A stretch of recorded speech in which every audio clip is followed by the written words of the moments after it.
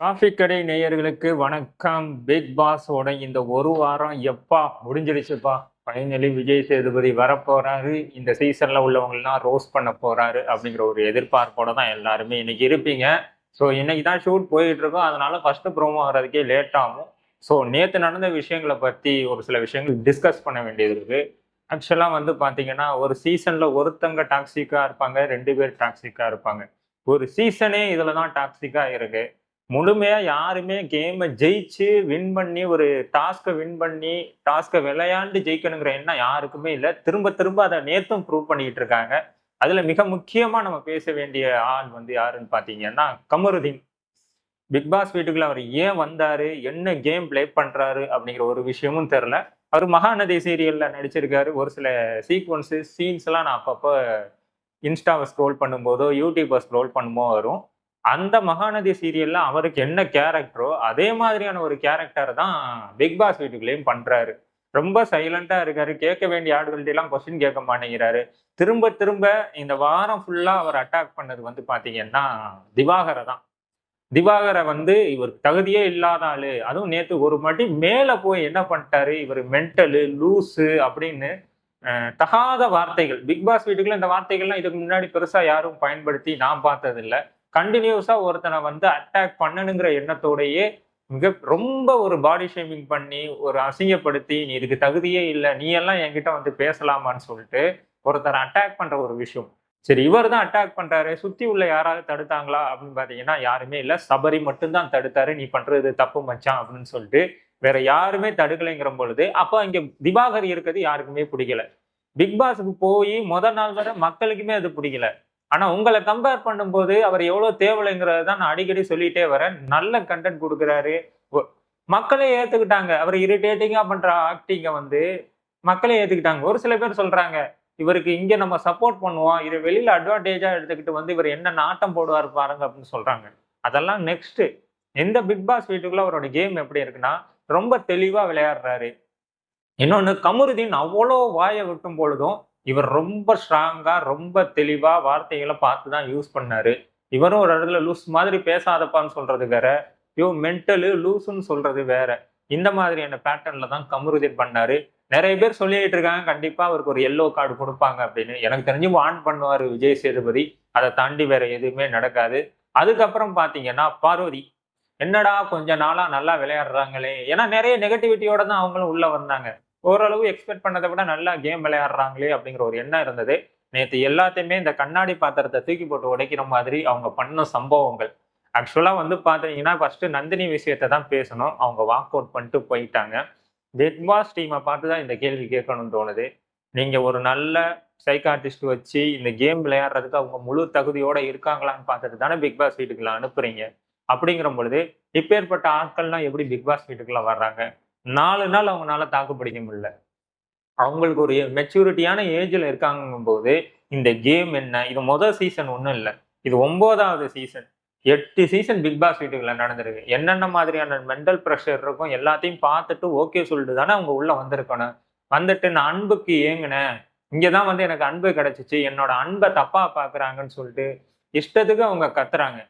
இவங்க இதுவரை கூட இவங்க சொல்றத வந்து ஓகே, ஒரு அன்புக்கு ஏங்கியிருக்காங்கன்னு நினைக்கலாம். ஆனா ஒரு இடத்துல விட்டாங்க பாருங்க ஒரு வார்த்தை. கலையரசன் அகோரி கலையரசன பார்த்து, "உன் கண்ணுல தான் ஜெயிக்கிறதுக்கான அறிகுறி தெரியுதுன்னு." அந்த இடத்திலேயே முடிவு பண்ணிட்டேன். இவங்க வேற மாதிரியான மைண்ட் செட்ல இருக்காங்க. இன்னொன்னு பிக் பாஸ் வீட்ட விட்டு ஒருத்தவங்க வாக் அவுட் பண்றாங்கன்னா, பிக் பாஸ் நெறைய விஷயங்கள் பேசுவாரு. "நான் உங்களுக்கு இருக்கேன். நான் உங்களுக்கு சப்போர்ட் பண்றேன். நீங்க என்னைய நம்பி இங்க இருங்க." அப்படின்னு சொல்லிட்டு அவங்கள மென்டலா ஸ்ட்ராங் ஆக்குவாரு. ஆனா இவங்க போய் சொன்னோனயே இந்த சைடுல வந்து உங்களுக்கு கதவு தொறந்திருக்கும். நீங்க வெளில போலான்ட்டாரு. அப்ப பிக் பாஸ்க்கே தெரிஞ்சிருக்கு. இவங்க ஒரு அன்ஃபிட்டான ஒரு ஆளுன்னு. அவங்களுக்கு சப்போர்ட் பண்றேன்னு சொல்லிட்டு தான் அந்த பார்வதி போயி பக்கத்துல உள்ளவங்க அவங்களோட கருத்துக்கள எல்லாத்தையுமே அந்த நந்தினி மேல இன்ஃப்யூஸ் பண்ணாங்க. அந்த நேரத்துல தான் அந்த கமருதீன், திவாகர் பிரச்சனை வேற வந்துச்சு. ஆக்சுவலா ஒட்டுமொத்த பேரையும் கெடுத்துட்டாங்க. இன்னொன்னு கமருதீன் வந்து என்ன சொன்னாருன்னா, "பார்வதி உங்கள மாரி தான் என்னோட எக்ஸ் இருப்பாங்க." அப்படிங்கிற மாதிரி சொல்லும்போது, எனக்கு அந்த ஃபீல் வருதுன்னு சொல்லும் பொழுது, "ஆனா நான் உங்கள லவ் பண்ணல. நான் உங்கள நல்ல ஃப்ரெண்டா தான் பார்க்குறேன்னு" சொல்லும் பொழுது, அந்த ஒரு விஷயத்த வச்சு ஏதோ கமருதீன் வந்து லவ்வர் மாதிரி பார்க்குறாங்க. நான் கமருதீன் அண்ணாவா தான் பார்க்குறேன்னு சொல்லிட்டு ஒரு விஷயம் உள்ள நடந்துகிட்டு இருக்கு. இன்னொன்னு முன்னாடிலாம் யாராவது ஒருத்தவங்க லவ் ட்ராக் போடுவாங்க. அதுல சக்சஸும் ஆவாங்க. அது நெகட்டிவிட்டியாவும் போய் முடியும். ஆனா இந்த டைம் பார்த்தீங்கன்னா, பிரவீன் காந்தியில ஆரம்பிச்சு எல்லாருமே இந்த லவ் ட்ராக் தான் வந்து நம்மள பிக் பாஸ் வீட்ல ரொம்ப நாள் இருக்க வைக்கும் அப்படிங்கிற ஒரு எண்ணத்தோட இந்த கேம விளையாடுறாங்க. டாஸ்க் ஜெயிக்கணும், கரெக்ட்டா விளையாடணும், மைண்ட் கேம் விளையாடணும், யார நாமினேட் பண்ணி வெளில அனுப்பணும், இந்த மாதிரியான எண்ணங்கள்லாம் இல்ல. எப்படியாவது நெகட்டிவிட்டியாவோ, பாசிட்டிவிட்டியாவோ ஒரு கான்ட்ரோவர்சியான கண்டஸ்டன்ட்டாவோ பிக் பாஸ் வீட்ல 100 நாள் இருக்கணும். அதிகபட்சம் நம்மள மக்கள் வந்து ஒரு 2 மாசம் திட்டுவாங்களா? 3 மாசம் திட்டுவாங்களா? இன்னைக்கு ஃபாஸ்ட்டா போயிட்டு இருக்க இந்த வேர்ல்டுல நம்மள மறந்துருவாங்க. நம்மளும் இதனால ஒரு Instagramல ஃபாலோவர்ஸ் சேர்த்துறது, இல்ல வந்து ஃபீல்டுல ஒரு நல்ல நோன் பெர்சனா மாறுறது, இத வச்சு 4 கடைகள் தொறக்கிறது, 4 வெளிநாட்டு ஈவென்ட் போறது, அந்த மாதிரியான எண்ணங்களோட இருக்காங்கங்கிற மாதிரி அப்பட்டமாவே இதுல தெரியுது. இது நெறைய பேருக்கு என்னப்பா இப்படி பேசிட்டாப்ல அப்படின்னு கூட தோணலாம். இதுதான் உண்மை. இதுதான் பிக் பாஸ் வீட்டுக்குள்ள நடக்குது. இன்னொன்னு திவாகர், கலையரசன் அகோரி, அப்புறம் அப்புறம் ரம்யா, இந்த இன்ஸ்டாகிராம் இன்ஃப்ளூயன்சர்லாம் போனத பார்த்துட்டு நம்ம வெளியில உள்ள இன்ஸ்டாகிராம் இன்ஃப்ளூயன்சர்ஸும் என்ன நினைக்கிறாங்கன்னா, இவங்கெல்லாம் உள்ள போயிருக்காங்க. நம்மளும் உள்ள போகலாம். இப்பவே பிக் பாஸ பத்தி பேசி ஒரு ஆடியன்ஸ் செட் பண்ணி வைப்போம்ன்னு சொல்லிட்டு நெறைய பேர் கிளம்பிட்டாங்க. விஜய் சேதுபதி இன்னைக்கு கேள்வி கேட்கணும்னு நான் எதிர்பார்க்கிறது என்னன்னா, ஃபர்ஸ்ட் கெமி. இதுல திவாகர் சம்மந்தப்பட்டிருக்காரு. கேரக்டர் அசாசினேஷன் வந்து கெமி வந்து திவாகர் மேல பண்ணியிருக்காங்க. கண்டிப்பா விஜய் சேதுபதி அத கேட்கணும். அப்புறம் கமருதீனோட சோம்பேறித்தனம். அந்த டாஸ்க்ல தண்ணிய விட்ட மேட்ரு. அத பத்தி கண்டிப்பா கேட்பாரு. அப்புறம் கமருதீன் திவாகருக்கு நேத்து நடந்த பிரச்சனை மட்டும் இல்ல. டே 1லேருந்தே அவர் வந்து அவரோட வீரத்த வந்து திவாகர்ட்ட மட்டும் தான் காட்டுறாப்ல. ஸோ அந்த விஷயத்தையும் பேசுவாங்க. நந்தினி விஷயத்த பேசுறதுக்கான வாய்ப்புகள் கம்மி. ஏன்னா அவங்க வாக் அவுட் பண்ணிட்டு வெளில போயிட்டாங்க. அதனால அந்த டாபிக் வர்றதுக்கான வாய்ப்புகள் இல்லை. இன்னொன்னு கனிட்ட என்ன சொல்லுவாங்கன்னா, நீங்க ஏன் இன்னும் கேம் ப்ளே பண்ணல அப்படிங்கிற ஒரு கேள்வி வரும்.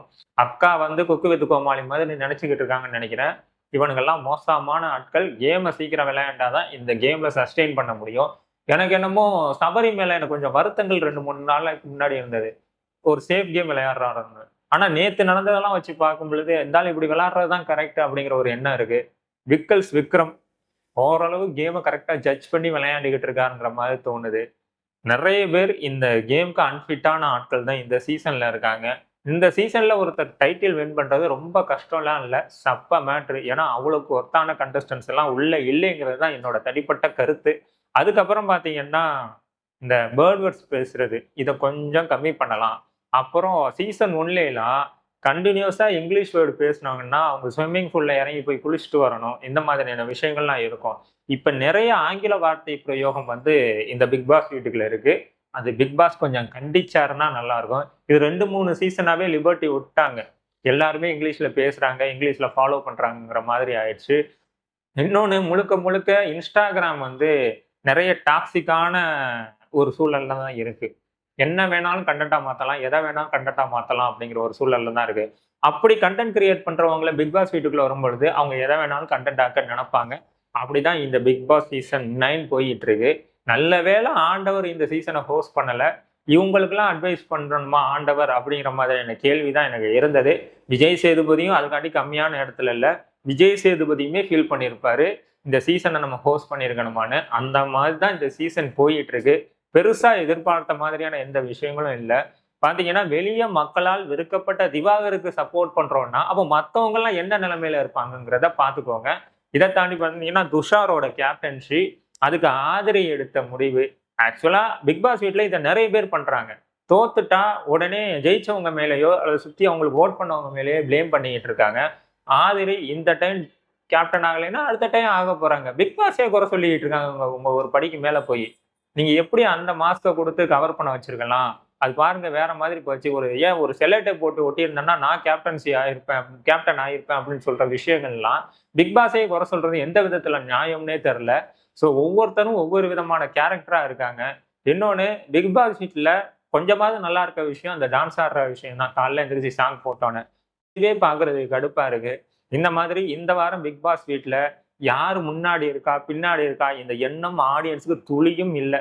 ஏன்னா, அத பத்தின எண்ணமே இல்ல. யார் வெளில போனாலும் சந்தோஷப்படுவோங்கிற மைண்ட் செட்ல தான் எல்லாருமே இந்த சீசன பார்த்துக்கிட்டு இருக்காங்க.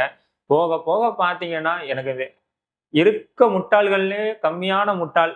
அவனுக்கு டைட்டில குடுப்போம். முட்டாள்கள்னா வந்து என்ன நான் சொல்றேன்னா, இவங்க யாருமே வந்து முட்டாளுன்னு சொல்ல, இந்த கேமுக்கு அன்ஃபிட்டான ஆட்கள் மாதிரி எனக்கு பர்சனலா ஃபீல் ஆகுது. அப்படிங்கிற பொழுது ஒரு 4, 5 சீசனுக்கு முன்னாடி பிக் பாஸ்ல ஜெயிக்கணும்னா நேர்மையா ஜெயிக்கணும், ஃபேரா கேம் விளையாடணும், மக்களுக்கு பிடிச்ச மாதிரி விளையாடணுங்கிற எண்ணம், தாட்ஸ் எல்லாருக்குள்ளயுமே இருந்தது. ஆனா அந்த ஒரு 6, 7 சீசனுக்கு அப்புறம் எப்படி விளையாடுறோம்னு முக்கியம் இல்ல. கேட் அண்ட் மவுஸ் கேம் இருக்கணும். நம்ம கெட்டவனா இருந்துட்டு போறோம், நல்லவனா இருந்துட்டு போறோம். இதுதான் நம்மளோட டார்கெட்டு. கப்புங்கிறது செகண்டரி. மெயின் நோக்கம் 105 நாள் உள்ள இருந்துட்டு, இந்த 105 நாளும் சோசியல் மீடியால நம்மள பத்தி யாராவது பேசணும். அந்த மைண்ட் செட்டோட தான் உள்ள வந்திருக்காங்க. விஜய் சேதுபதி என்னென்ன பேச போறாருங்கிறத வெயிட் பண்ணி பார்ப்போம். முடிஞ்சா இன்னொரு வீடியோ இன்னைக்கு போட ட்ரை பண்றேன். ஸோ விளக்கம் போல தான் சொல்றேன். அடுத்த வீடியோல சந்திப்போம். நன்றி, வணக்கம்.